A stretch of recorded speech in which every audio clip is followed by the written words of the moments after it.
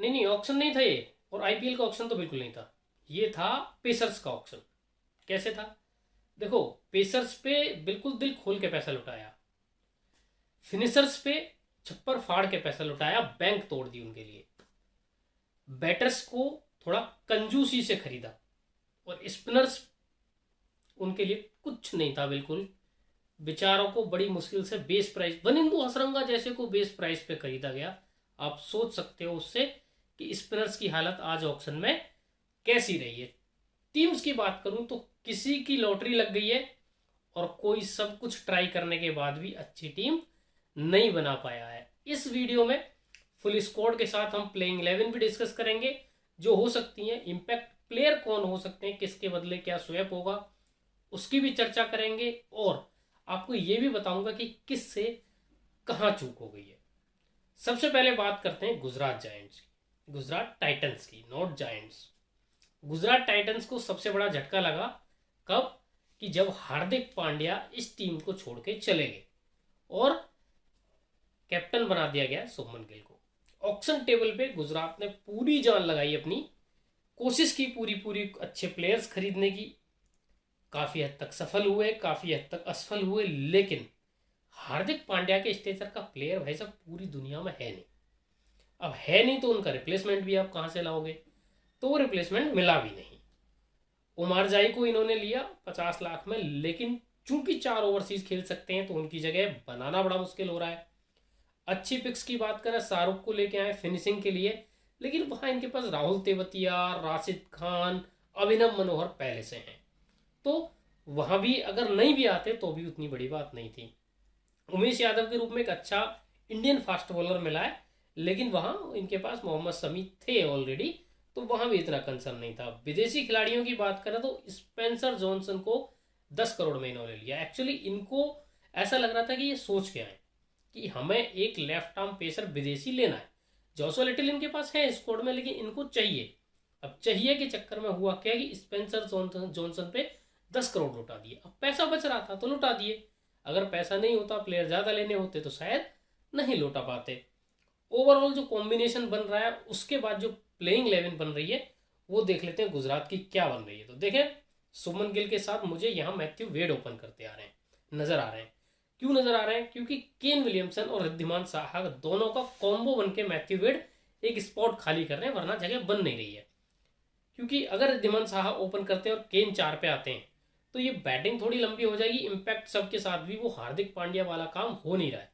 इसलिए गिल वेड ओपन करते हैं तो साई को मिल जाएगा तीसरा नंबर, विजय शंकर 4, और विजय को कहीं ना कहीं थोड़ा सा हार्दिक के बूट्स फिल करने की कोशिश करनी पड़ेगी।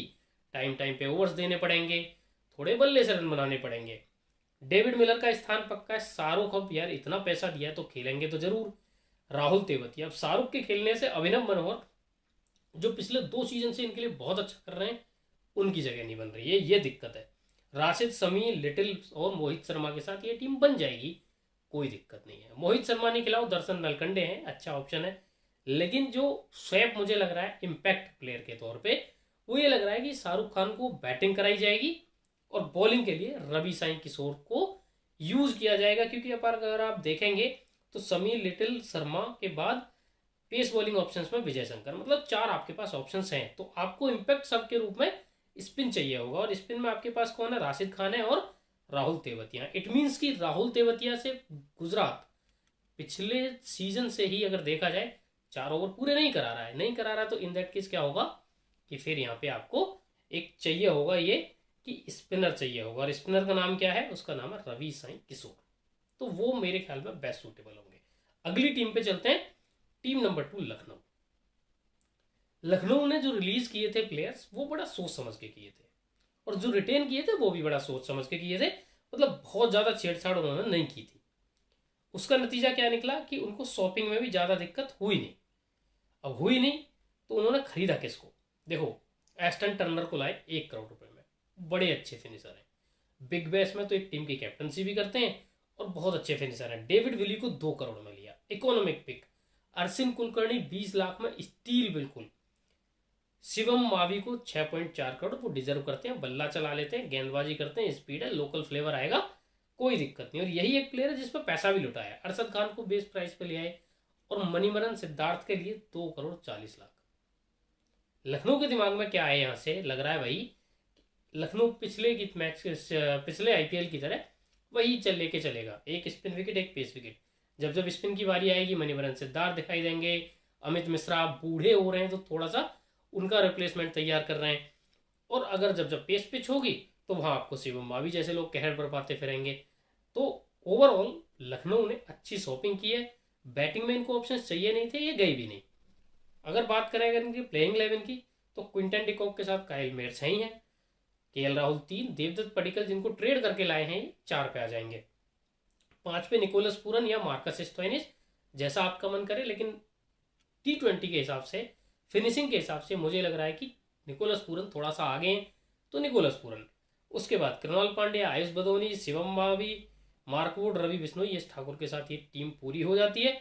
बॉलिंग ऑप्शंस की बात करेंगे तो Yash Thakur, Mark Wood, Shivam Mavi 3 pace हैं। तो स्पिन में कृणाल पांड्या, आयुष बदोनी और इनके पास रवि बिश्नोई हो जाएंगे। अब ये पिच के हिसाब से स्वैप करेंगे, देवदत्त पडिक्कल, आयुष बदौनी में से जिसको चाहे उसको बिठा सकते हैं। और लाएंगे किसको, अमित मिश्रा को या युद्धवीर सिंह चरक को, ये इस्तेमाल करेंगे जरूरत के हिसाब से। क्या कर सकते हैं बीच बीच में, मार्क वुड की जगह आपको नवीन उलक भी खेलते दिखाई दे सकते हैं, या ऊपर क्विंटन डिकॉक, काइल मेयर्स में से कोई एक आपको ड्रॉप दिखेगा और उसकी जगह नवीन उलक इस टीम में दिखाई दे जाएंगे। ओवरऑल मेरी तरफ से थम्स अप है, बहुत बढ़िया बैलेंस इस टीम का है। तीसरी टीम की तरफ चलते हैं जो कि है हमारी दिल्ली कैपिटल्स। अब दिल्ली कैपिटल्स के साथ भी बहुत समस्याएं थी, उनको भी बड़े प्लेयर्स चाहिए थे। कौन उनके हाथ आया उसकी चर्चा कर लेते हैं पहले। बड़े सारे प्लेयर्स पे दांव लगाए, वो जो एक अंकल हैं, सॉरी अंकल बोल रहा हूँ उनको यार, वो जो हैं गंजे वाले, वो हर प्लेयर को लेकर उठा देते हैं ऐसे। उनको बड़ा शौक है शॉपिंग करने का। शॉपिंग करके लाए किसको, हैरी ब्रूक को लाए 4 करोड़ में। अब इंटरेस्टिंग बात ये थी कि यार 4 करोड़ में हैरी ब्रूक को आप लाए सॉरी, उसके बाद भी आप डैरल मिचेल के पीछे भग रहे थे। प्लेयर मिल गया आपको, अब क्या चाहिए। डैरल मिचेल, हैरी ब्रूक दोनों को लेके आप प्रॉब्लम ही बढ़ा रहे थे, लकीली और अनलकीली वो मिले नहीं। तो हैरी ब्रूक को 4 करोड़ में लाए। स्वास्तिक चिकारा को बिल्कुल लास्ट में खरीदा 20 लाख प्रवेश प्राइस पे।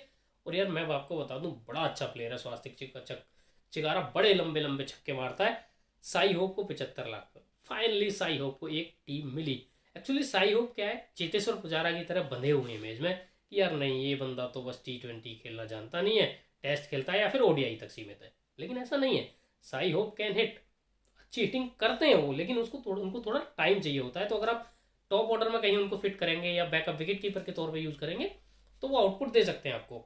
रिकी वोई को लाए, एक और डोमेस्टिक विकेट कीपर, क्योंकि ऋषभ पंत के इर्द गिर्द क्या है, अभी अनसर्टेनिटी है, कैसे खेलेंगे, पूरा खेलेंगे, इम्पैक्ट सब के तौर पे खेलेंगे या नहीं खेलेंगे।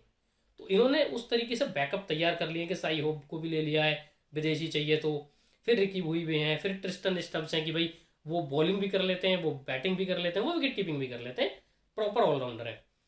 कुमार कुसागर को 7.2 करोड़ में एक और wicket keeping option, 7 crore 20 lakh. लेकिन कुसागर के साथ पता है एडवांटेज क्या है, कि वो फिनिशिंग कर लेते हैं, फिनिशिंग स्किल्स उनके बहुत लाजवाब है, इसलिए कुमार कुसागर है।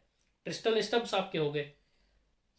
सुमित कुमार को लेके आए, अभी हरियाणा के लिए खेल रहे थे, बड़ा अच्छा सुमित खेल रहे थे, इसलिए उनको मौका दिया गया है। रसिकदार और जाय रिचर्डसन के साथ इन्होंने टीम पूरी की और दिल्ली की टीम भी लग रही है ठीक ठाक, लेकिन कुछ लूप होल्स हैं, वो मैं आपको प्लेइंग 11 के साथ बताता हूँ। David Warner, Prithvi Shaw open करेंगे, कोई डाउट नहीं, स्टार्ट तो इसी कॉम्बिनेशन के साथ होगा ना।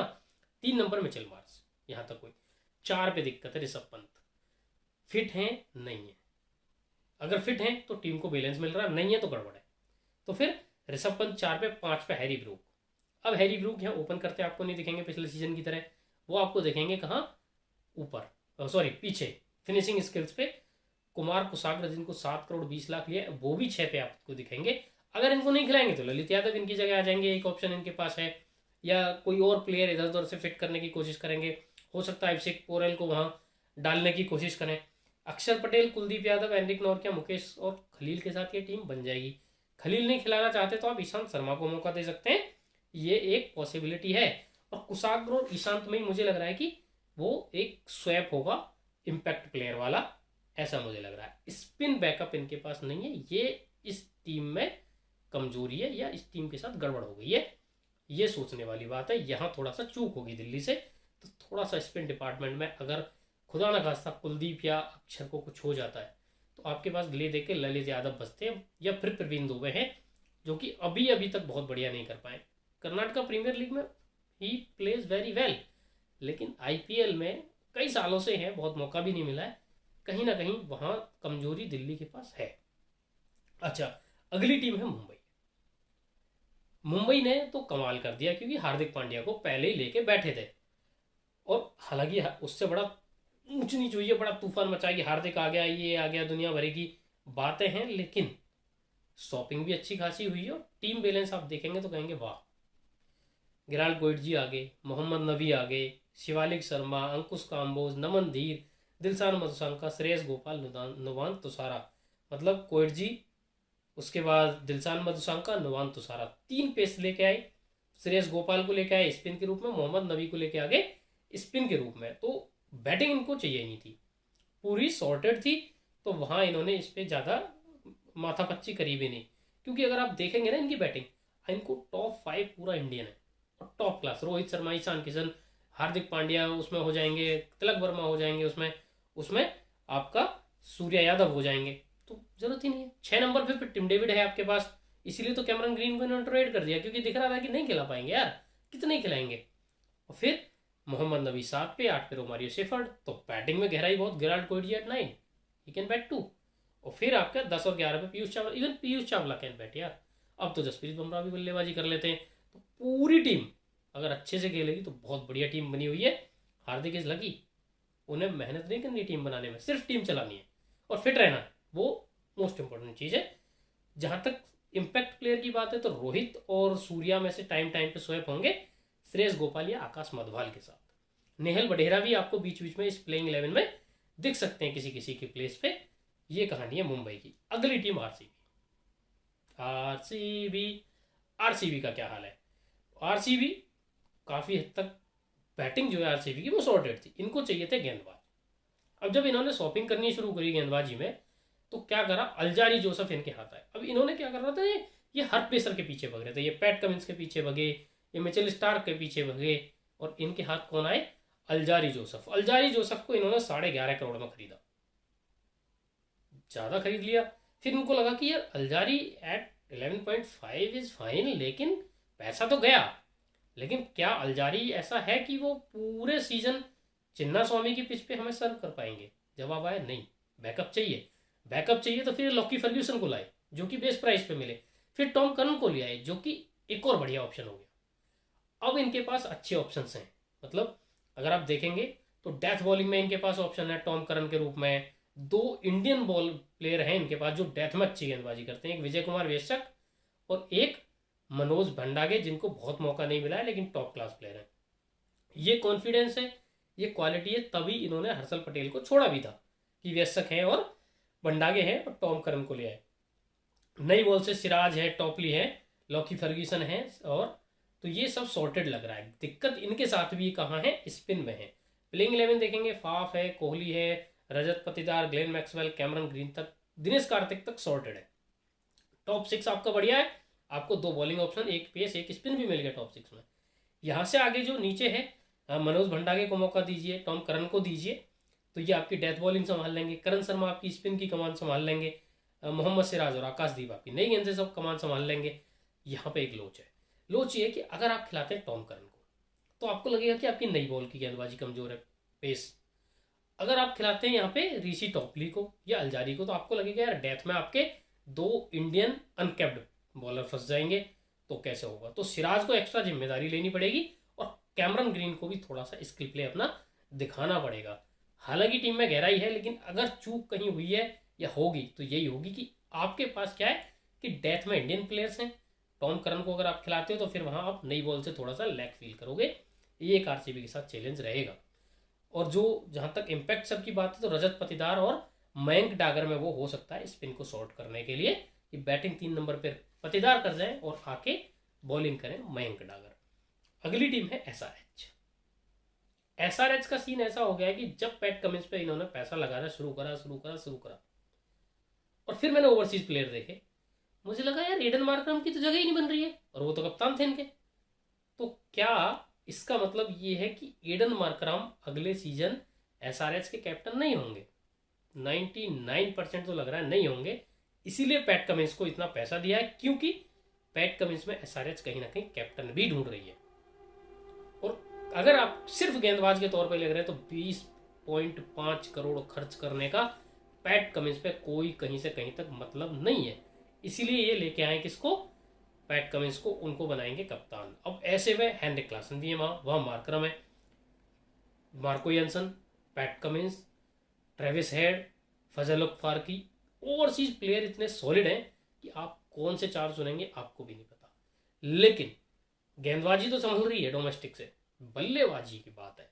क्या मयंक अग्रवाल अच्छा सीजन रहेगा, क्या राहुल त्रिपाठी, अपने नाम अच्छे हैं, राहुल त्रिपाठी, मयंक अग्रवाल, अभिषेक शर्मा, वॉशिंगटन सुंदर, लेकिन एक्सपेक्टेशंस पे खरे उतर पाएंगे कि नहीं उतर पाएंगे वो एक बात है। अपेक्षाओं का दबाव, पिछले सीजन ये हुआ था, क्या इस बार क्या होगा वो चीज़ है। प्लेइंग 11 अगर आप बात के देखें तो देखो, ट्रेविस हेड अगर आप खिला रहे हैं तो खिलाना पड़ेगा आपको, तो ओपन करानी पड़ेगी, ओपन करानी पड़ेगी, क्योंकि अगर ट्रेविस हेड से आपको मैक्सिमम आउटपुट चाहिए तो ओपनिंग में आता है, वरना तो नहीं आता। तो फिर ट्रेविस हेड हो गए, मयंक अग्रवाल इनके साथ ओपन करते दिखेंगे, अभिषेक शर्मा एट 3। ऐसा हो सकता है कि ट्रेविस हेड और अभिषेक शर्मा देखें, मयंक एट 3, लेकिन लेफ्ट राइट कॉम्बिनेशन में प्रीफर कर रहा हूं, तो मुझे लग रहा है मयंक ओपन करेंगे। 4 पे आएंगे राहुल त्रिपाठी, 5 पे आएंगे हेनरिक क्लासन, क्योंकि विकेट कीपर चाहिए, और इनके अलावा आपके पास विकेट कीपिंग में ऑप्शन क्या है, उपेंद्र यादव। तो आप स्लॉट ही वेस्ट करेंगे आई थिंक, उपेंद्र और हेनरिक क्लासन के लेवल में बड़ा अंतर है। तीसरा ऑप्शन आपके पास है नहीं, रमनदीप के रूप में है, लेकिन वो उतनी विकेट कीपिंग नहीं करते, नहीं रमनदीप नहीं, अनमोलप्रीत सिंह, अनमोलप्रीत सिंह है लेकिन उतनी विकेट कीपिंग नहीं करते। अगर उनको खिलाएंगे तो फिर मार्करम की जगह बन सकती है, वो एक पॉसिबिलिटी है। 6 नंबर पे वॉशिंगटन सुंदर, अगर इंजरी का कोई कंसर्न नहीं रहता और फिट रहते हैं। फिर आ जाएंगे आपके मार्को यानसन और पैट कमिंस। यहाँ आपकी मजबूती रहेगी, आपको 2 बॉलिंग ऑलराउंडर अच्छे मिल रहे हैं जो आपके फिनिशर का काम भी कर देंगे। भुवनेश्वर, मयंक मार्कंडे और नटराजन के साथ ये टीम पूरी हो जाएगी। राहुल त्रिपाठी और शहबाज अहमद में ये स्वैप चलता रहेगा, इम्पैक्ट प्लेयर वाला। मयंक अग्रवाल एट टाइम्स भी जा सकते हैं, लेकिन मयंक आपको फील्ड में चाहिए होंगे, थोड़ा सा लीडरशिप ग्रुप में रहेंगे मयंक अग्रवाल, इसलिए तो वो वहाँ नहीं जाएंगे। अगली टीम की बात करें तो वो है सीएसके। सब सॉर्टेड था, बेन स्टोक्स गए थे, कोई बात नहीं, उनकी जगह लेकर आगे किसको, डैरल मिचेल को, बिल्कुल लाइक फॉर लाइक रिप्लेसमेंट। जितने का प्लेयर गया उतने का ले आए और उससे बेटर ले आए। मैं तो कहूँगा बिल्कुल आज की डेट में बेन स्टोक्स से बेटर ही प्लेयर कहूँगा। स्टेबल मेंटेलिटी नहीं है बेन स्टोक्स की, बॉलिंग करते नहीं आजकल उतना ज़्यादा। इन दैट केस आप मान के चलिए कि बहुत बढ़िया पैकेज 14 करोड़ में डैरल मिचेल में मिल गया है। फिर आपने समीर रिजवी पे दाम लगा दिया, 8 करोड़ 40 लाख में आप समीर रिजवी को ले आए, क्योंकि आपको एक स्पॉट दिख रहा है अंबाती रायडू वाला। प्लेयर्स की कमी आपके पास पहले भी नहीं थी, लेकिन अंबाती रायडू वाले स्लॉट को भरने के लिए आपने समीर रिजवी पे पैसा लगा दिया। अब आपकी टीम सॉर्टेड है, और उसमें भी सोने सुहागा ये हुआ कि सिर्फ 4 करोड़ में आपको सरदुल ठाकुर मिल गए। तो सरदुल ठाकुर और दीपक चहर की जो एक जोड़ी हुआ करती थी सीएसके के लिए, वो फिर से चेन्नई की पिच पे कहर बरपा सकती है। इसका मतलब कि जो मुकेश चौधरी आपको सर्व कर रहे थे उनकी जगह ही नहीं बनेगी, क्योंकि ऋतुराज गायकवाड़, डेवन कॉनवॉय तो ओपन करेंगे। 3 पे आंजिक के रहाने, 4 पे मिचेल, 5 पे शिवम दुबे। आंजिक की या शिवम में से ही कोई एक इम्पैक्ट सब भी होगा, और उसकी जगह फिर प्रशांत सोलंकी, मुकेश चौधरी एट टाइम्स आते जाते रहेंगे। डैरल मिचेल, शिवम दुबे, मोइन अली की जगह बन रही है, तो फिर रविंद्र जडेजा है। मोइन अली जब नहीं खेलेंगे तो मिचेल सेंटनर आपको दिखेंगे इस टीम में। MS Dhoni eight 8, Deepak Chahar, Sardul Thakur, Pathirana. ये एक ऐसी टीम है इसमें गहराई इतनी है गेंदबाजी और बल्लेबाजी से कि इसको इम्पैक्ट सबकी जरूरत भी नहीं है। वो नियम आज चला जाता हो कल चला जाए, कोई दिक्कत नहीं, कल जाता हो आज चला जाए, उल्टा बोल गया मैं। तो ये टीम पूरी तरह वेल बैलेंस्ड है, जैसे हमेशा रहती है। तो वो होगी कहानी इसकी। अगली टीम है केकेआर। केकेआर ने सबसे ज़्यादा प्लेयर रिलीज किए थे, सबसे ज़्यादा प्लेयर केकेआर को खरीदने थे, खरीदे। बड़ी लंबी शॉपिंग लिस्ट केकेआर की रही, और बहुत कोशिश उन्होंने की कि इसको खरीदो उसको खरीदो।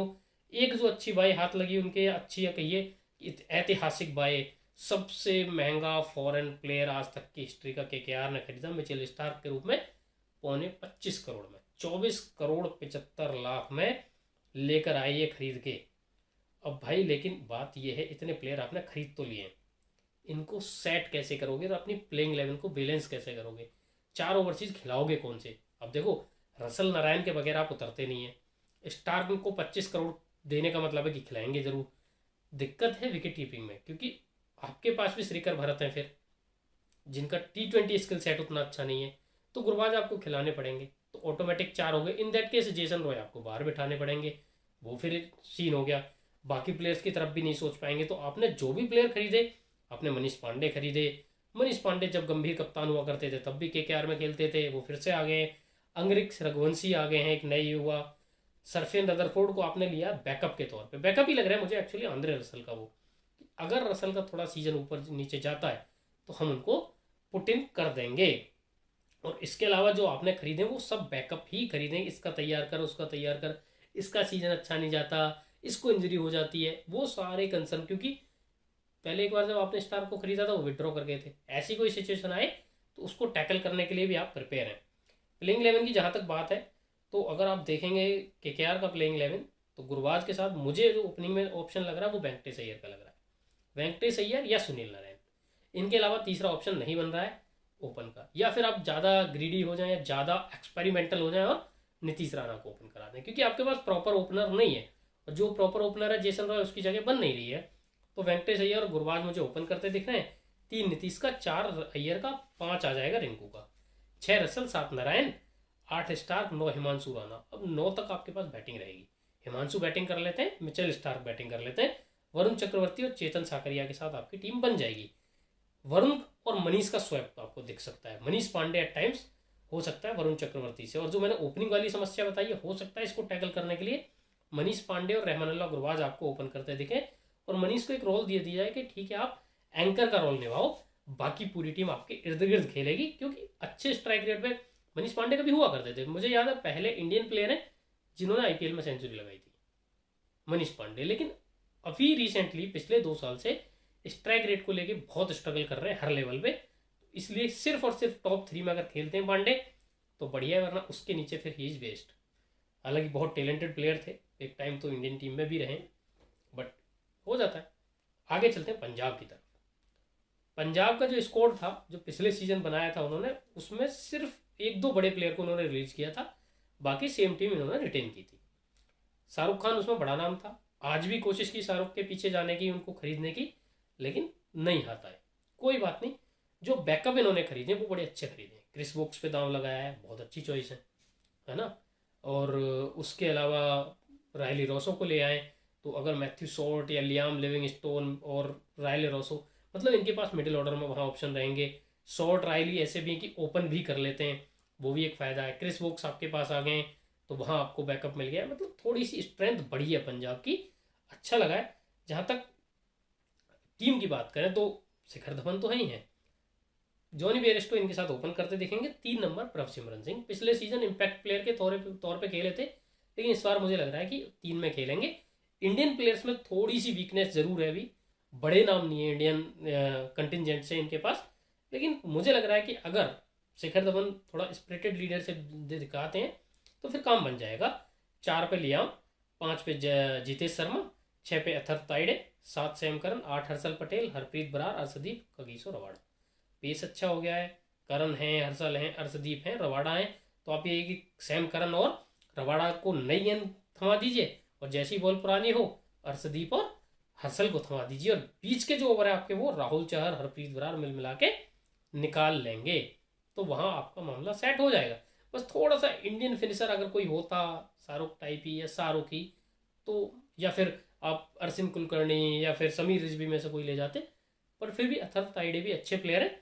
तो कुल मिला के बात है। बाकी हरप्रीत बरार और शशांक सिंह में मुझे लग रहा है स्वैप होगा। शशांक अच्छा फिनिश कर सकते हैं अगर मौका दिया जाए, तो कॉन्फिडेंस दिया जाए तो शशांक एक ऑप्शन वहाँ पे बन रहे हैं। अगली टीम राजस्थान, हमारी 10वीं टीम। राजस्थान का क्या सीन है, तो राजस्थान ने सबसे कम प्लेयर खरीदे, सिर्फ 5 प्लेयर खरीदे, 17 प्लेयर इनके पास थे। और जो पैसा इन्वेस्ट इन्होंने किया वो किया किसके पीछे, सबसे ज़्यादा रॉबमन पावेल के पीछे। एक्चुअली आज के जो ऑक्शन था उसकी सबसे पहली पिक थी। मुझे लग रहा है थोड़े महंगे ही ले लिए, उतने डिजर्व नहीं करते थे। 3-4 करोड़ ठीक था, लेकिन वो बिडिंग बार ऐसा चलता रहा दिल्ली और इनके बीच में कि 7-20 पे पहुंच गए। लेकिन दैट्स ओके, कोई दिक्कत नहीं है। आपको वहाँ पे एक प्लेयर चाहिए था, क्योंकि पिछले सीजन आप फिनिशिंग में गड़बड़ कर पा रहे थे। कभी ध्रुव जुरैल थे, रेयान पराग का सीजन अच्छा नहीं रहा था, वो भी इम्पैक्ट कर रही थी चीज़ें। तो आपने उसको सॉर्ट करने के लिए किसको रखा है, रोमन पावेल को। एक अच्छी बात यह है कि पिछले सीजन ये स्ट्रगल कर रहे थे कि इनको 5 गेंदबाज 6 बैटर के साथ खेलना पड़ रहा था, और फिर इम्पैक्ट सब में आगे बात बन पा रही थी जैसे तैसे करके। तो रोमन पावेल से आपको क्या मिल जाता है, कुछ एक ओवर भी मिल जाते हैं इफ नीडेड। तो आपके पास थोड़ी सी ज़्यादा चॉइसेस खुली होंगी।